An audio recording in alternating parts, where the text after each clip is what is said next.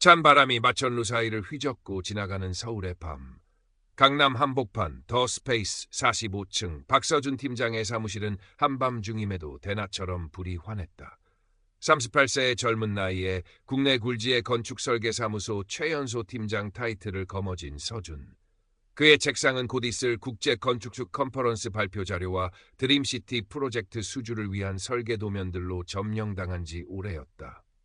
반쯤 마시다 만 에너지 드링크 캔들과 신경안정제 약 봉투가 그의 성공 신화 뒤에 숨겨진 불안과 강박을 희미하게 증언하고 있었다. 박 팀장님, 아직 퇴근 안 하셨습니까? 회의실을 정리하던 신입 건축가 김지민이 조심스레 물었다. 서준은 모니터에서 눈을 떼지 않은 채 건조하게 답했다.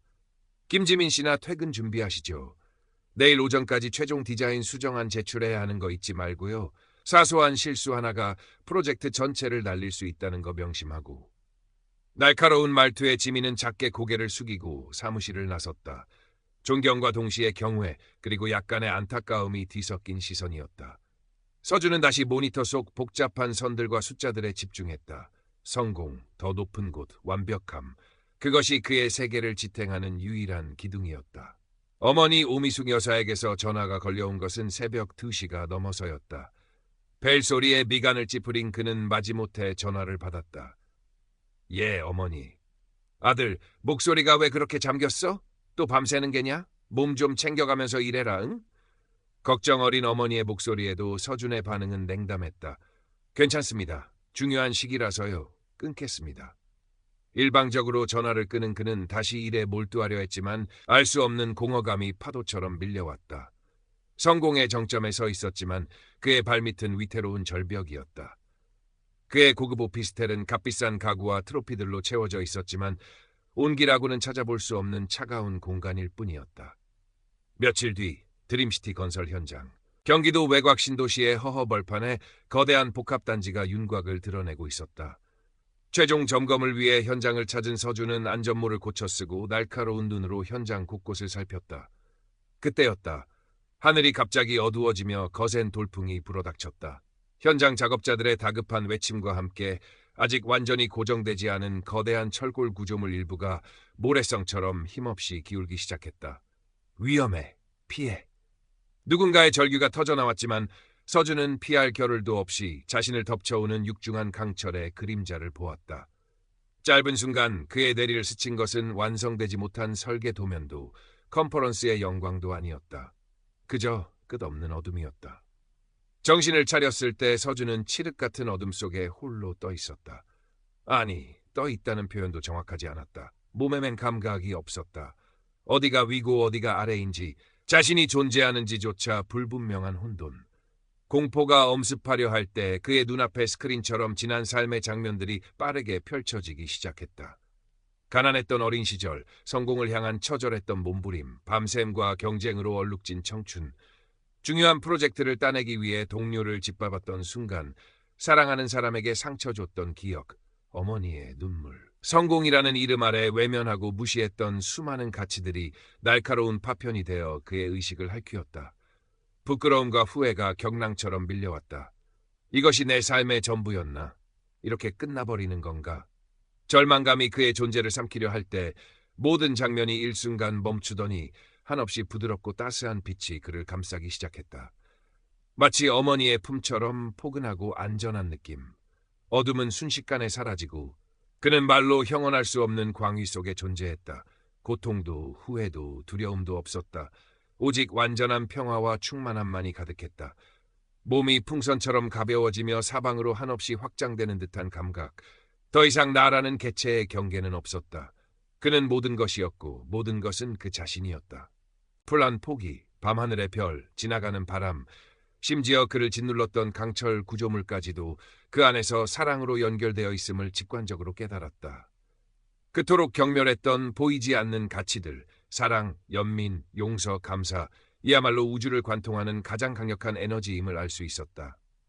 희미하게 아주 먼 곳에서 어머니가 불러주던 자장가 소리가 들리는 듯했다. 어릴 적 할머니 댁 돛돌에 앉아 햇볕을 쬐던 나른한 오후의 따스함 같은 감각이 온몸으로 퍼져나갔다. 영원히 이 황홀경 속에 머물고 싶었다. 하지만 그의 의식 한구석에서 아주 작은 불씨 같은 것이 타오르기 시작했다. 다시 한번 제대로 살아보고 싶다. 그것은 거창한 사명감이나 책임감이라기보다는 이 순수한 사랑의 느낌을 간직한 채 삶이라는 기회를 다시 한번 경험하고 싶다는 본능적이고 미약한 의지였다. 환자분, 정신이 드세요? 귀를 찢는 듯한 소음과 함께 누군가 자신을 흔드는 감각에 서주는 힘겹게 눈을 떴다. 눈앞에는 하얀 가운을 입은 의사와 간호사들의 다급한 얼굴들이 보였다. 코를 찌르는 소독약 냄새, 삑삑거리는 기계음, 온몸을 짓누르는 격렬한 통증. 그는 자신이 병원 중환자실에 누워있음을 깨달았다. 기적입니다. 정말 기적이에요. 의사는 흥분을 감추지 못하고 말했다. 서준은 자신이 컸던 초월적인 경험과 눈앞의 냉정한 현실 사이에서 극심한 혼란을 느꼈다. 빛과 사랑의 세계에서 돌아온 그는 마치 다른 행성의 불시착한 이방인 같았다. 그는 자신이 겪었던 그 경이로운 체험에 대해 뭔가 말하려 했지만 목소리는 제대로 나오지 않았고 사고 후유증으로 인한 헛소리로 치부될 뿐이었다. 일반 병실로 옮겨진 후에도 서준의 혼란은 계속되었다. 밤마다 어둠 속에서 그를 감쌌던 빛과 사랑의 감각이 생생하게 되살아나 잠을 이룰 수 없었다. 자신의 철저한 이성과 논리로는 도저히 설명하거나 받아들일 수 없는 경험이었다.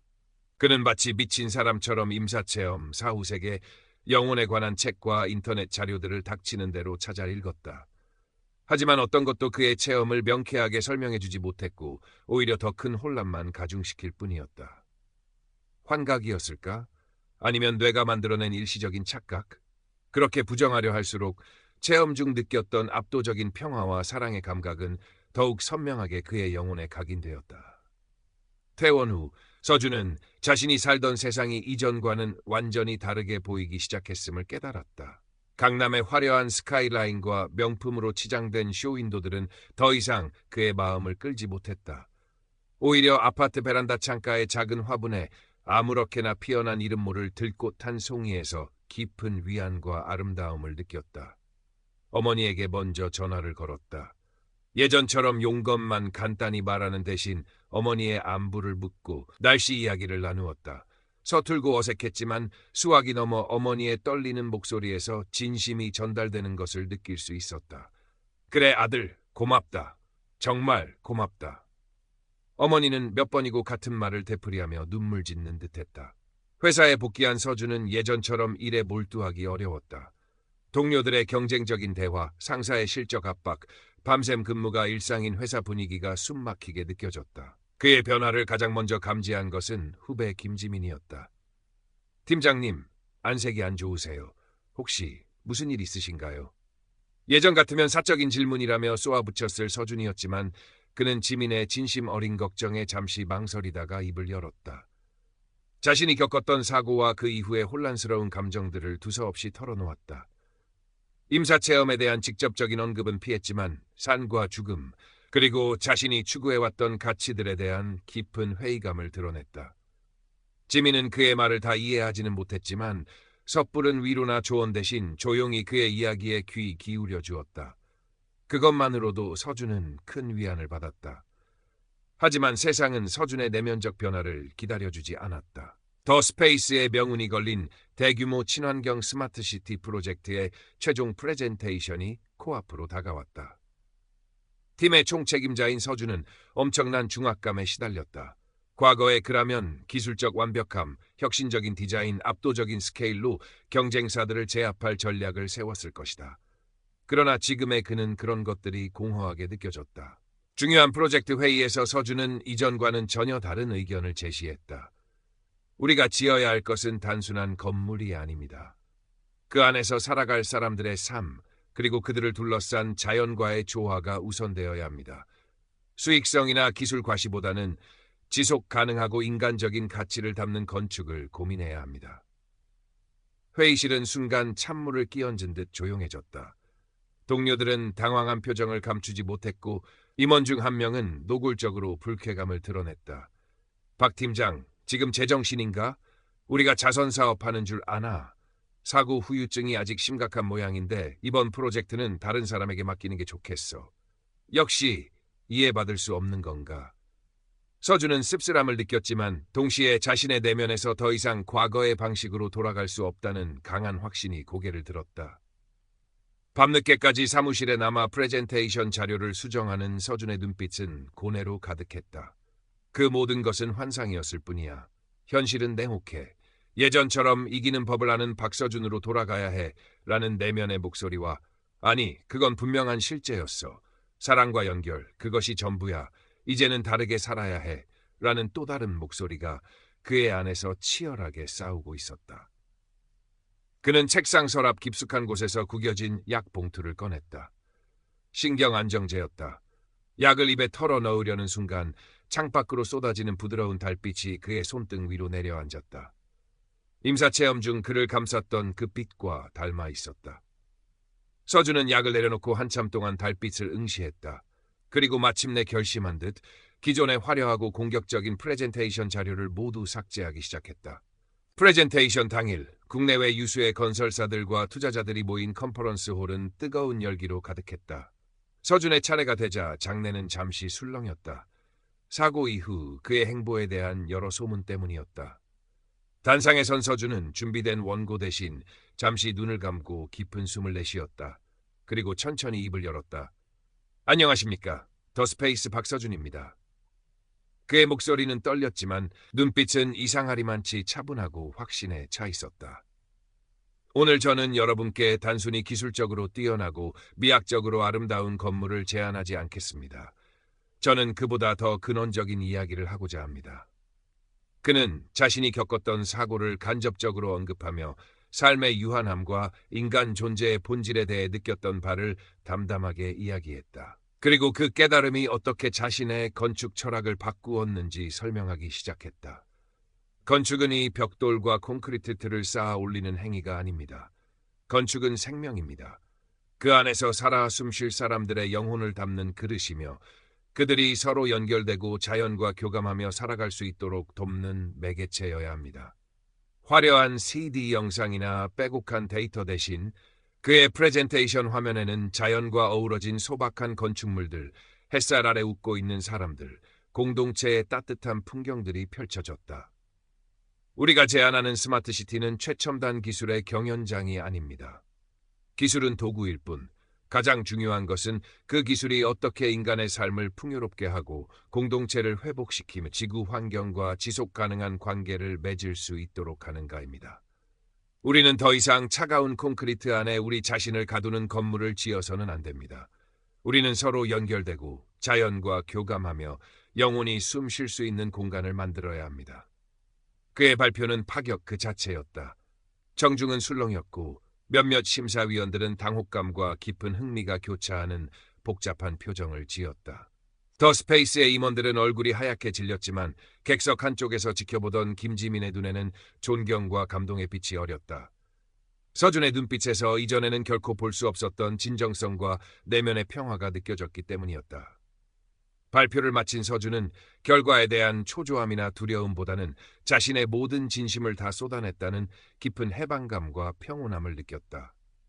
그것은 성공이나 실패의 차원을 넘어선 자기 자신과의 화해였다.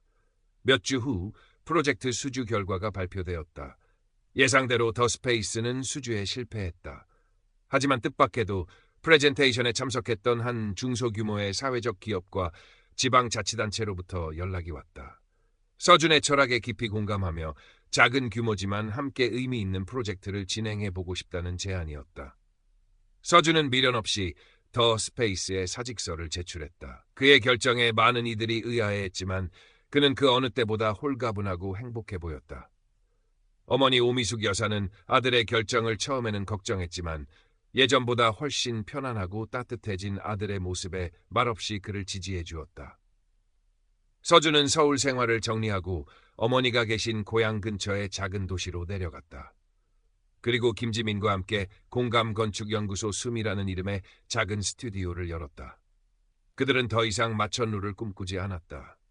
대신 사람들에게 진정으로 필요한 공간, 자연과 조화를 이루는 소박한 건축, 잊혀진 공동체의 가치를 되살리는 디자인에 몰두했다. 그의 삶은 극적으로 변했다. 아침 일찍 일어나 산책을 하고 직접 가꾼 작은 텃밭에서 채소를 수확했다. 주말에는 어머니와 함께 장을 보거나 지역 봉사활동에 참여했다. 예전에는 상상도 할 수 없었던 평범한 일상 속에서 그는 진정한 기쁨과 감사를 발견했다. 죽음에 대한 두려움은 완전히 사라졌고 매 순간을 온전히 살아가는 법을 배웠다. 몇 년의 시간이 흘렀다. 박서준은 더 이상 세간의 주목을 받는 스타 건축가는 아니었다. 하지만 그의 이름은 건축계에서 다른 의미로 회자되기 시작했다. 그가 설계한 작은 도서관, 노인들을 위한 커뮤니티 센터, 버려진 공간을 되살린 청년 창업 공간 등은 크고 화려하지는 않았지만 그 안에 담긴 따뜻함과 진정성으로 사용자들에게 깊은 사랑을 받았다. 그는 자신의 경험과 철학을 담은 작은 책을 출간하기도 했고 때로는 대학 강단에 서서 미래의 건축가들에게 영감을 주기도 했다. 어느 늦은 오후 서준은 자신이 설계한 작은 시골 마을 도서관의 야외 벤치에 앉아 붉게 물들어가는 저녁 노을을 바라보고 있었다. 그의 곁에는 이제 든든한 파트너이자 삶의 동반자가 된 김지민이 함께 미소 짓고 있었다. 도서관 마당에서는 아이들이 해맑게 뛰어놀고 있었고 그들의 즐거운 웃음소리가 노을빛과 함께 부드럽게 퍼져나갔다. 서준은 가만히 눈을 감았다. 그의 가슴 속에는 임사체험 때 느꼈던 그 무한한 사랑과 평화가 여전히 잔잔한 강물처럼 흐르고 있었다. 그는 모든 것이 보이지 않는 끈으로 연결되어 있으며 그 본질은 결국 사랑이라는 것을 이제 의심하지 않았다. 모든 것은 연결되어 있고 모든 것은 사랑이다. 그의 입가에 잔잔한 미소가 떠올랐다. 그의 영혼은 마침내 집을 찾은 것이다.